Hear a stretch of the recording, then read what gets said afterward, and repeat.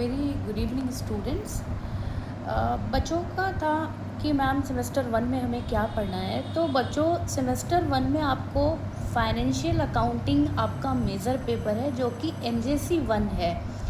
और जो आपको बुक परचेस करनी है वो साहित्य भवन पब्लिकेशन की राजीव बंसल की बुक लेनी है। ठीक है, नॉर्मल ये मेजर पेपर है।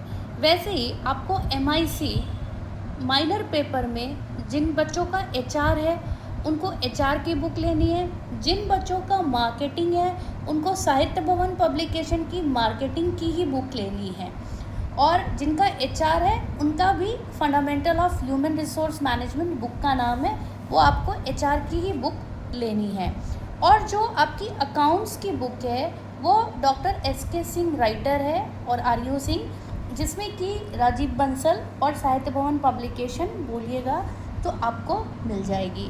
और बच्चों जो आपको MDC पेपर है, MDC पेपर में आपको इकोनॉमिक्स पढ़ना है, जिसमें जो आपने 12th में पढ़ा होगा माइक्रो पार्ट वो पूरा ही पढ़ना है आपको सिलेबस में, जिसमें डिमांड चैप्टर है, डेफिनेशन ऑफ इकोनॉमिक्स है ना, लॉ ऑफ डिमांड है, इलास्टिसिटी ऑफ सप्लाई है, इलास्टिसिटी ऑफ डिमांड है, मोनोपोली है, मार्केट की सिचुएशन के बारे में पढ़ना है, कंज्यूमर इक्विलिब्रियम के बारे में पढ़ना है, और रिटर्न टू स्केल्स के बारे में जानना है, इंडिफरेंस कर्व के बारे में जानना है।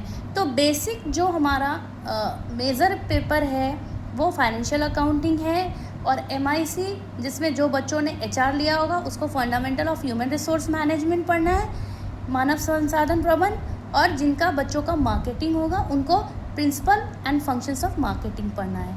तो ये आपके मेनली 3 पेपर हैं, ये जो 3 पेपर पढ़ने हैं। और रही बात AEC, SEC और VAC, ये आपको पता है कि आपको नॉर्मल AEC में इंग्लिश या हिंदी लेना है, SEC और VAC में स्वच्छ भारत पढ़ना है, और जो SEC पेपर है उसमें कम्युनिकेशन इन एवरीडे लाइफ पढ़ना है।